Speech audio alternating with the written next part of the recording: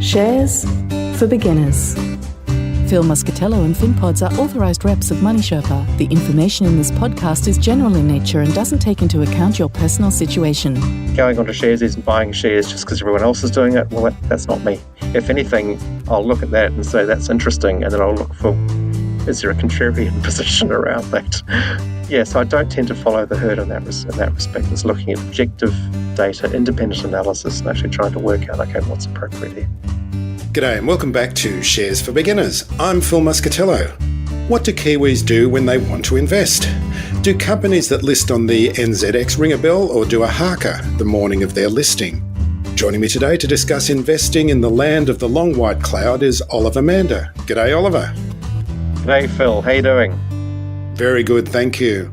Oliver Mander is the Chief Executive Officer of the New Zealand Shareholders Association, NZSA, a position he's held since October 2020. He previously worked for 19 years at BP Group as well as Chorus, Z Energy and Wellington Water. And we met at the annual conference at the ASA this year in Sydney. How was that and what were your main takeaways? Oh, look, I really enjoyed that conference. It's something that I try to go to every couple of years or so, and we do have a really good working relationship with the Australian Shareholders Association. They take a lot from us, and obviously we would like to take more from them and the skills and capabilities that they have. So, and look, watch this space. There's some things that we will do jointly as an Australasian set of organisations very soon, so we're really looking forward to deepening that relationship further. Do you do any company monitoring like the ASA does?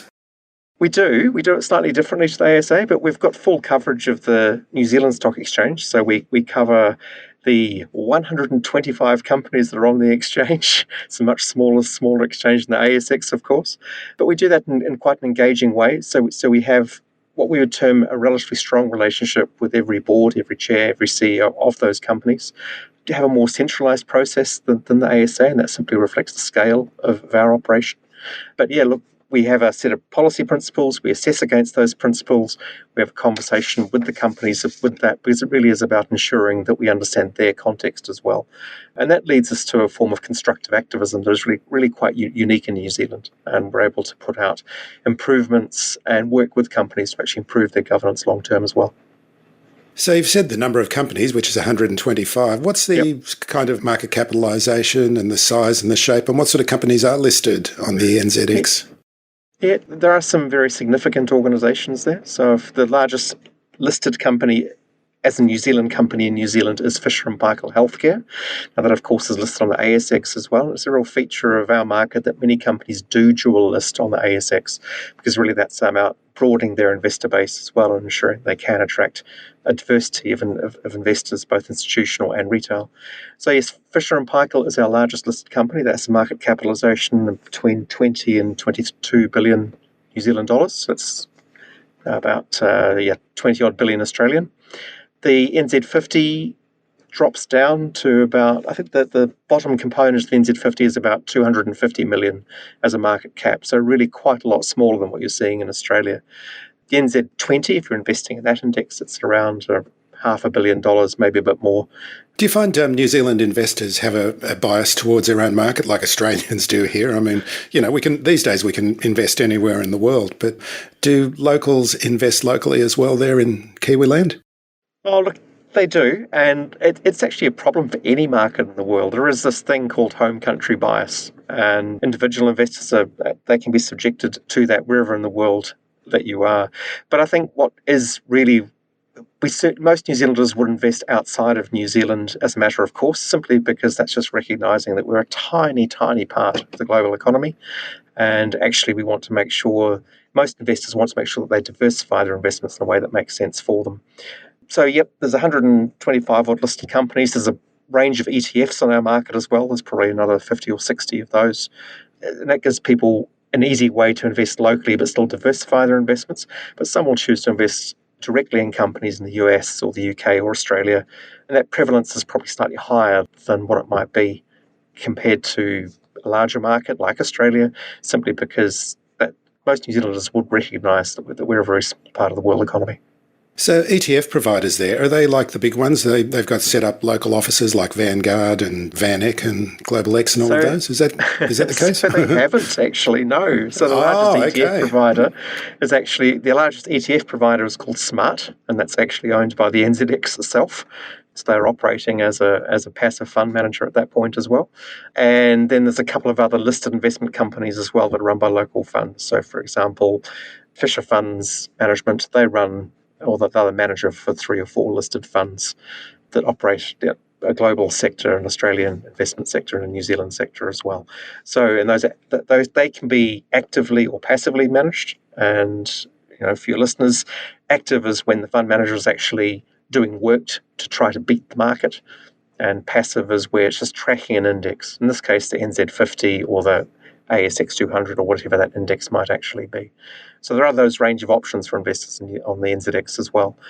But a lot of people would invest directly in those companies also, because it's a market you can get your head around as an investor. There's still choice there, and there's still some really good quality organisations to invest in. And if you spend time on that, it's actually something that you can get your head around in terms of understanding their fundamental value and understanding why they're attractive as part of a bigger portfolio. Yeah, it really doesn't matter about the size of the market, though, does it? Because it's all about whether it's a good investment at the end of the day, isn't it? And it's interesting that you say that. You can, like having 2,000 stocks on the ASX, it's hard to track all of them, but 125 is almost a manageable figure. Which it is. And look, a lot of active investors in New Zealand, there is, and that has been researched out, they will tend to beat the market. That's probably one of the few places in the world where that happens in the long term. And that's because it is a small market. You can have conversations with chairs and CEOs, boards, they're very accessible. And you can make your choices as an investor around that. So yeah, that there probably is a higher incidence of active investors actually beating the long-term market index return, which is quite unusual for a Western developed economy. And what is the long-term market return? In New Zealand, it's probably last time we looked at this, it was somewhere between the 9 and 10% mark, very similar to Australia. I think Australia is sitting about 9.6%, if I'm right. I think New Zealand, I've got 9.8% sticking in my head, but I haven't done that analysis for a while. But that was across a long-run return. So, and that holds across sort of 20, 50 years periods. So, yeah, but very similar to what you'd expect in most major markets. And what sectors are represented on the market? Yeah, so like I say, there are a few, and there's but some clear gaps as well. We certainly don't have the same incidence of mining or banking stocks that you enjoy in Australia. So tech that we're totally reliant on in Australia. So the tech sector is actually fairly well represented. There's some great tech companies that they form some attractive options for growth-focused investors looking at that sort of long-term growth. And I mean, it's interesting, isn't it, that how many tech startups there are in Wellington alone, in New Zealand. That's right. And look, listed and unlisted companies. Yeah, Xero being one of the correct. main. So Xero is one of them. That was NZX listed. That is now, of course, listed solely on the ASX. But it still maintains its head office in Wellington. I suspect its operational base is probably more in Silicon Valley these days, but that's a different story. But yeah, that's an example of a tech company that grew. And yes, Wellington, it's not just Wellington, but certainly, right now there's other startups or growing businesses that are not listed. And I'll cite Henry as an example of that. So that's the next Xero. That's the accountant for sole traders, and they're actually accountants.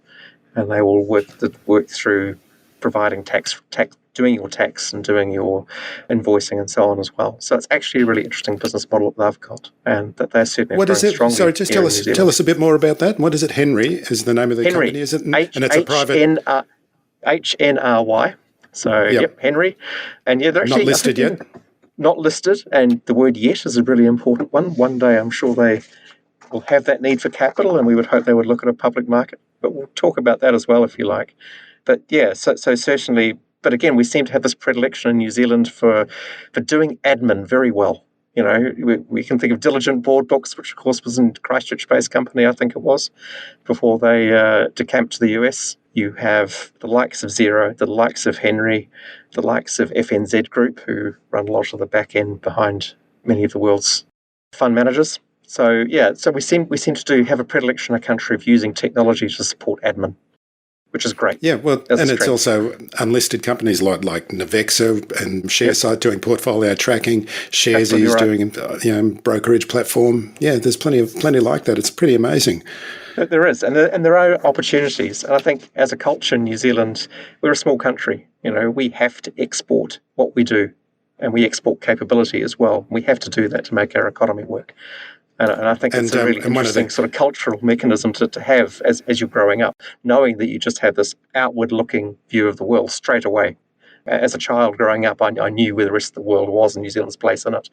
It's quite a different feeling, I think, to many people that I've come across over my lifetime who've come from different countries. Are you confused about how to invest? Life Sherpa can ease the burden of having to decide for yourself. Head to lifesherpa.com.au to find out more. Life Sherpa, Australia's most affordable online financial advice.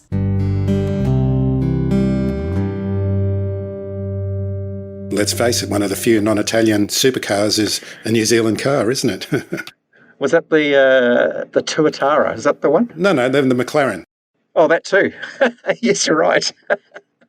Oh no, we'll Google Tuatara in terms of cars. That's another one. But yes, another one. Right.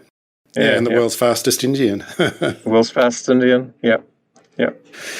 What about agriculture? Does agriculture play much of it? Because New Zealand is famed for its clean agricultural products. So sectors on the NZX, that's what we were talking about, wasn't it? So yes, tech, we'll come back to that. So tech sector is very well represented. So is healthcare through the likes of Fisher & Paykel. Admittedly, that is a very big beast. And I think it's competing with a slightly different business model with ResMed, an Australian-based company. It's probably one of its main competition. It's probably one of its main competitors. You've got power generation as a sector that's represented in New Zealand. That's probably not represented so well in Australia, actually. But that's that long-term utility type return. But actually, of course, thanks to decarbonisation, electricity generation is actually a growth sector at the moment. So there's a huge need for capital in New Zealand and probably in Australia as well for that electricity generation industry. So they need to decarbonise and manage that energy transition down the track. Property is a big deal here on our sectors. There's a number of listed property companies, retirement village operators, and they're kind of linked to the property sector as well, but of course they have that underlying tailwind of an ageing population demographic also. So look, there are a number of really interesting sectors you can get exposure to here, and some of them probably aren't that readily available in Australia. So in terms of the primary sector, I mean, the largest primary sector company in New Zealand is, of course, Fonterra, which is a cooperative. And that's a common model in a lot of those primary sector companies. How they grew up was as a farmer-based cooperative or grower-based cooperative. And that model is still, that's affected how many are actually listed for retail investors or institutional investors on the public exchange. So there's not actually too many listed. You have a Synlait, which has had a couple of issues in the last year, shall we say, or the last couple of years. You have A2 Milk, and of course that's listed on the ASX also, and that's a very successful marketer of A2 Milk. And there's also agricultural services companies like PGG Wrightson, who are a Christchurch-based agricultural consultancy, essentially, with a few other bits and pieces as well, including a chain of farm retail stores. So that's an interesting sector to be exposed to in a New Zealand context. And again, very long-term returns. That's not something you would necessarily trade in and out of, as probably A2 Milk investors discovered to their peril a few years ago. But also there's a lot of companies that are listed on secondary exchanges. So not the New Zealand Stock Exchange, but something like the unlisted stock exchange.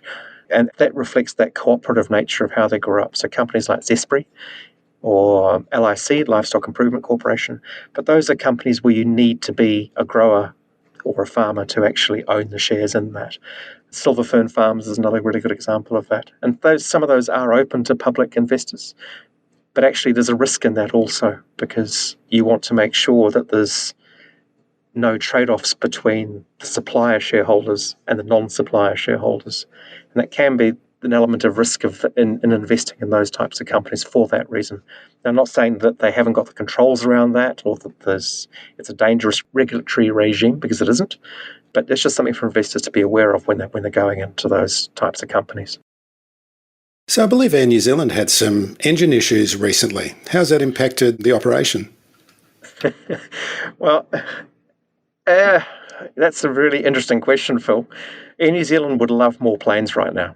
They genuinely would. They can thank the tug operator at Brisbane Airport last week who knocked a plane of theirs out of action by punching a hole in the cockpit fuselage. They've now sorted that. That one's on its way to Singapore now for some heavy-based repairs after getting some initial repairs done in Auckland for that particular issue. But yeah, look, they have, like Qantas, they've been impacted by engine issues. They have a replacement cycle going on of those engines that's knocking out. And it's quite a high proportion of their long-haul fleet that's out of action right now. And that means they're having to heavily prioritise the routes that they operate. It's not great news for Air New Zealand, and I guess the company will be working very hard to ensure that its long-term market share in and out of routes in New Zealand is not compromised by that. But certainly it's had an impact in the short term. They're really focusing on their Auckland hub, and that's trying to make sure that's at the expense to some extent of market share in Christchurch and Wellington in particular, which major Australian gateways, and in Christchurch's case, also gateway to Asia. So that is having an impact on Air New Zealand's sort of long-term outcomes. It's not irreparable. I've got no doubt that once the engine issues are behind them, then they will be operating in a relatively stable manner as best they can within the confines of that industry. So the funds management industry, where is it based in New Zealand? Is it both Wellington and Auckland, or other places as well? So Auckland is really the main commercial centre. Wellington is very much the main political centre. And what's interesting from a New Zealand Inc. perspective, from a resilience perspective, is that you're seeing now a lot of... So Christchurch is actually the second biggest city, but it hasn't really featured on the commercial world to the same extent as, say, in Auckland or Wellington. But over the last decade, particularly since the Christchurch earthquakes that happened in 2011, my gosh, is that the right date? Yeah, I should remember that. I wasn't there. I was there not long afterwards. So certainly since then, you've seen a real heavy investment in Christchurch, particularly from domestic investors. And what you've seen there is a lot of investment banks opening up branch offices down there. Some startup investment banks starting in Christchurch. You've seen the law firm, most of the major law firms now have offices there as well. So that's good from a resilience perspective for New Zealand. You've now got this sort of balance between Auckland and Christchurch in a way that really wasn't there before. So that's fast emerging as New Zealand's second commercial centre. So in terms of funds management, we haven't got the same plethora of fund managers that you might have in Australia, and that's simply a reflection of our smaller scale. But there are some great options, but a lot of those funds are based out of, the head offices are based in Auckland.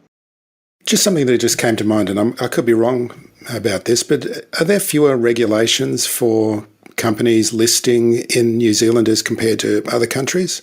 Is there a lighter regulatory burden? No. There's definitely not a lighter regulatory burden. In fact, it's probably one of the higher quality. It's probably one of the higher quality regimes, and there's aspects. There's two things here. One is the base level of protection offered to investors through the Companies Act, and the other then is the listing rules, which are the additional protections that are offered to investors purchasing securities on the NZX.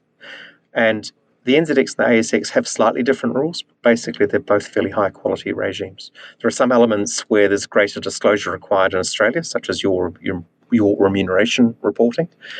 And that uses very much, I would argue, a stick approach to get the reporting right. In New Zealand, the exchange uses the carrot approach to get the reporting right around that. And that's had a significant improvement over the last couple of years as they've improved the recommended disclosures around CEO remuneration in particular. But there's other areas where New Zealand's directors are subject to different tests that mean that there's different quality aspects where there's a higher standard in New Zealand than Australia. Certainly both markets are probably they offer relatively good investor protection, certainly compared to somewhere like the US or Canada, where those regulations simply don't exist to the same extent as they do here. I know you're not an economist, Oliver, but what's your view of the Kiwi economy? The Kiwi, it's had a rough couple of years. Australia is probably tracking about 6 months behind us ever since COVID happened and the post-COVID peak and then the trough that followed. Australia's been running a good 6 months behind New Zealand in terms of both the inflation aspects and the economic growth aspect as well. So but the New Zealand economy during 2024 was extremely poor. I mean, and that's reflected in the results that we saw from many domestically focused companies like the Warehouse Group, like Air New Zealand, who have a very strong domestic jet business here, of course. And there's probably a few others as well that elude my memory right now. Like Ryman Healthcare would be an example. So certainly those companies that were focused solely on a domestic economy really hurt during 2024. This, to some extent, that's rebounding in 2025, but it's certainly, there's no silver bullet to the recovery. It's not a quick bounce back. It certainly was not a soft landing that New Zealand went through. That means that the bounce back is going to take time as well. But ultimately, those conditions for success are there.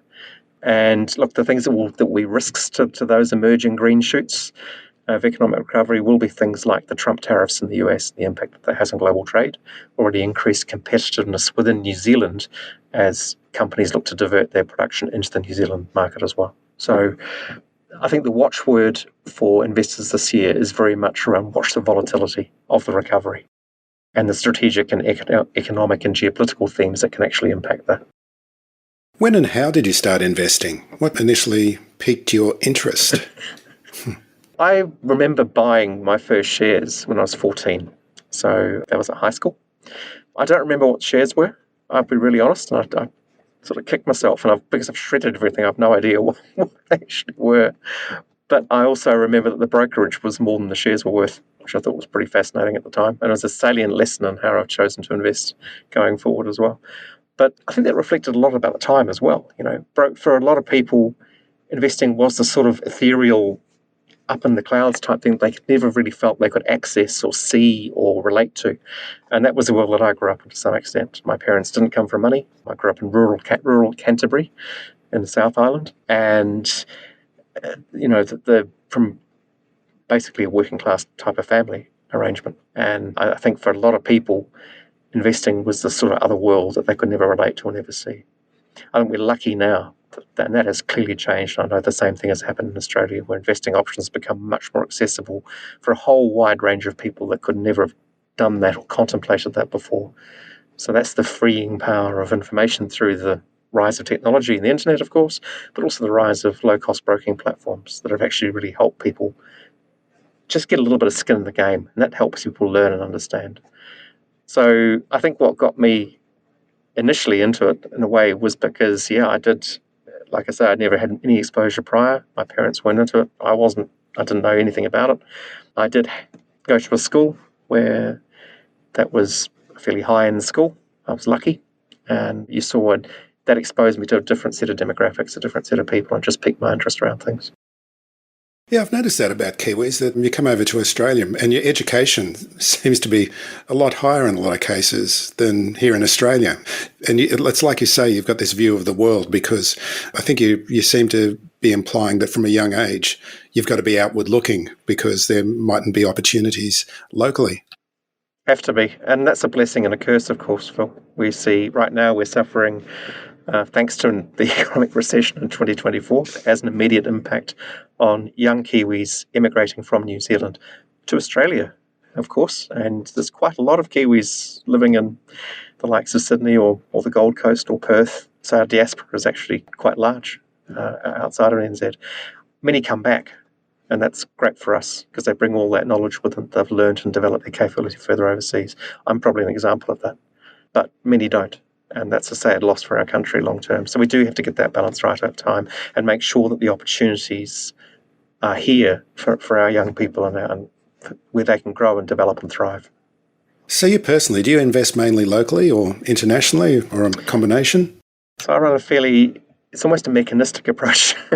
But I think in terms of my own approach, I've got a very clear investment strategy. So I know what my long-term goals are. Oh, I can't wait to hear this. No, it's really simple. It's not rocket science, so I don't think it is. So look, investment strategy, very much long-term, and that's just a simple set of objectives that reflects what we want to do long-term, as in me and my wife.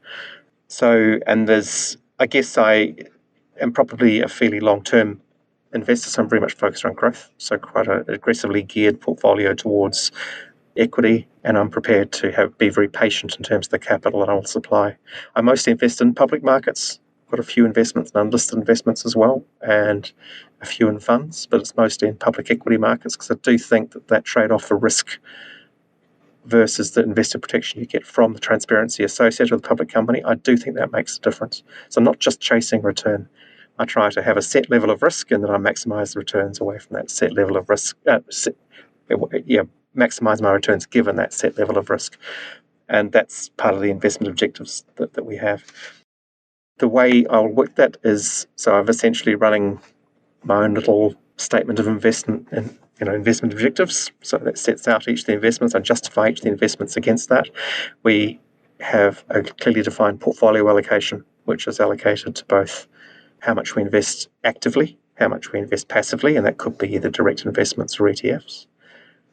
But also then, how much we target towards different geographies, and whether that's also then, direct investment or through funds or ETFs.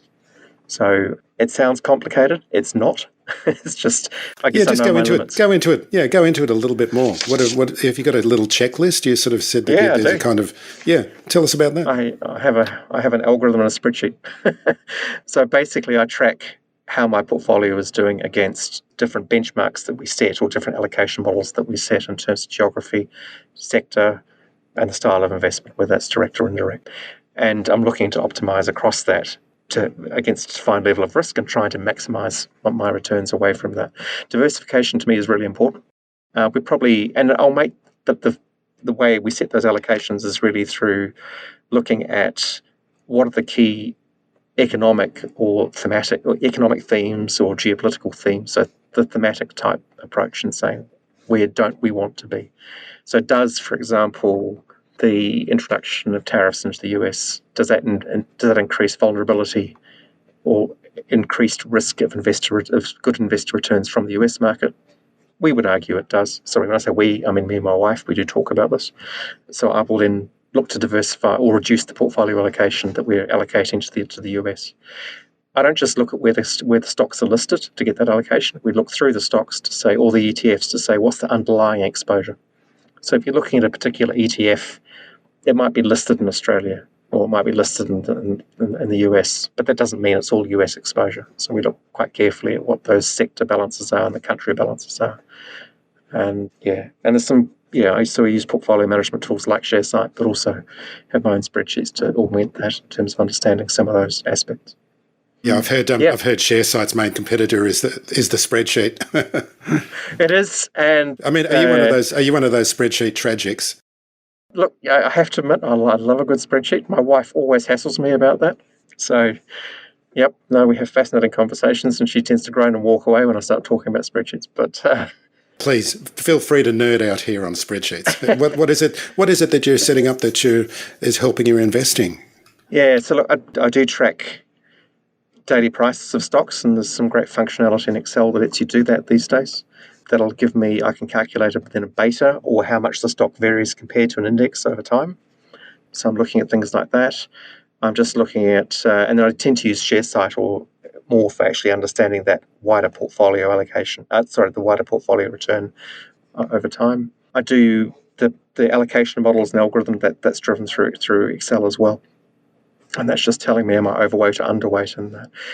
I do tend to use or create, if I'm looking at a direct investment, I will look to understand, as I said, the first thing for me is the thematic. So those external impacts that can hurt a company or they call that top-down investing, don't they? Top-down investing. Then I start looking at a company strategy and trying to look at what I think is the best company, but that's an active choice. So yes, it's essentially a form of stock picking. And then I'm valuing that company from a financial perspective, and I'll do that through having an effective discounted cash flow model. I'll be comparing the assumptions in that cash flow model to what occurs down the track as well. So you're using a variety of sources to inform that. Some of it's conversation with the company. Even before NZSA, I was never shy about ringing a company and asking them what was going on. I think that's important. I think that's important for investors to know that you actually can call a company and ask them questions. Yep. Yeah, anywhere in the world. Yep, and New Zealand, and I do it as part of my role at NZSA. We're very keen that companies do engage with investors, and I think we've when companies have their results and they have their analyst briefings afterwards, and many companies in New Zealand now, they will make that available for all retail investors to attend as well. And I think that is important. Using corporate sources. Attending shareholder meeting is actually important because you get stuff coming from the questions. You get more insight from the questions that are asked, and that helps you form an opinion as well. That's why NZSA and ASA perform such an important role, because we are reporting on those meetings, on the questions that were asked, on the themes that were raised. So, I think there's a variety of both commentary, media, analyst reports, your own questioning of the company and the company material itself. Looking at their presentations and looking at the annual reports. And from that, you can make some assumptions around, okay, what happens? And then, so I'll model that out and see what it looks like, and then I'll track that model over time to see how wrong I was. But obviously amend it, and that's a constant interplay of how's the company performing against that particular set of assumptions that I've made. But so I'm constantly testing and retesting assumptions. Track your investments like a pro. ShareSite is Investopedia's #1 portfolio tracker for DIY investors, simplifying your finances. Get 4 months free on an annual premium plan at sharesite.com/shares for beginners. You sound pretty passionate about this, and you spend a lot of time and you love it, don't you? I think, well, yes. But because I think this, I just wanted to say, I think this is a lesson for people listening, is that if you want to invest in the share market directly and look at your investments, it's a lot. First of all, it's complex, it's long term. You've got to be passionate about it. It's not something that you just sort of sit there and do for a week and then forget about it, do you? I would there's ETFs for that if you wanted to do that. But anyway, that's right. And I think I would absolutely agree with that. So it comes down to sort of this beautiful intersection of your own constructive energy and your own capability around that. And it's not easy, the whole thing of, going onto shares isn't buying shares just because everyone else is doing it. Well, that's not me. If anything, I'll look at that and say that's interesting, and then I'll look for, is there a contrarian position around that? But so I don't tend to follow the herd in that respect. It's looking at objective data, independent analysis, and actually trying to work out, okay, what's appropriate here as a decision I can make. And I tend to get that fairly close because obviously I'm not an advisor, so I don't say too much about what the analysis is showing, because it's just, and particularly in someone in my role, that's not right to do that. No, of course not. But the other thing I do look at is how a company is governed. So you're looking at the quality of its governance, and you're looking probably at its track record as well, and how that has fed into investor sentiment. Now, I know that track record is no guarantee of a future, but it does tell you something about capability, both of the board and of those senior managers. So that is important for me, and that helps with making decisions. And one of the things that I really believe in from a New Zealand perspective is we're a small market. Yep, and like any market, like most Western markets right now, we need capital, right? But because we're small, actually we can have a quite high quality set of governance practices and rules and conduct in place and still attract enough capital for us to, on a global scale, to satisfy what most New Zealand companies or our economy is looking for in terms of capital investment. So I'd rather have a really high quality market that inspires confidence for investment. And that very much translates to how I look at things as well when I personally choose to invest. Tell us about some time when you were wrong. And I mean, when you're looking at companies and you've got a thesis and you've decided to invest and you've put some capital into a particular company or sector, what is it that identifies you being incorrect? I think the key thing that springs to mind here is time frame, because sometimes I might be wrong, and any active investor will know this. Long term, and all the research says you can't beat a passive market. So the things that I don't know, I'm really happy to invest in a passive ETF, right? So I don't invest directly in the US market. I know most people do, and people are probably listening to this going, what is he not doing that for? But I just buy Apple, load up on Apple. I simply cannot get my head around the sheer number of companies that are listed in the US, investment options there. I'd rather have a professional do the job for me. So at that point, I choose not to invest in the US. But I do invest in Germany directly, for example, because I work there, I understand that market a little. I feel I can get my head around what happens in some sectors of that listed market. What is it about Germany that makes you feel comfortable? So right now, given the geopolitics aspect, I have, made some allocation decisions around Europe versus US. And so that means I'm sort of shifting capital to go and fulfill that. And, I probably started that relatively early, which has worked out rather well for me right now. And some of that's through ETF type structures, but a lot of it is through direct investment in certain companies or sectors that I think frankly will offer future value that isn't reflected right now. But ultimately, you're taking an assessment. So whether I'm right or not, that's the conversation we're having. And some of it sometimes is simply down to timing or time frame. So if you're making an investment decision, I mean, I don't believe necessarily in fully timing the market, because I don't think you can. You can't consistently get it right every single time. So I'll always look to the long term, and I'll look for companies that I think offer fundamental value that is not yet reflected in the market value of the share price. Sometimes that market value may take a longer time frame to realise than I have initially thought. So the strategies I look at personally to go and cope with that, it's pretty rare that I'll sell out completely. But what I might do is buy more, so I'm dollar cost averaging.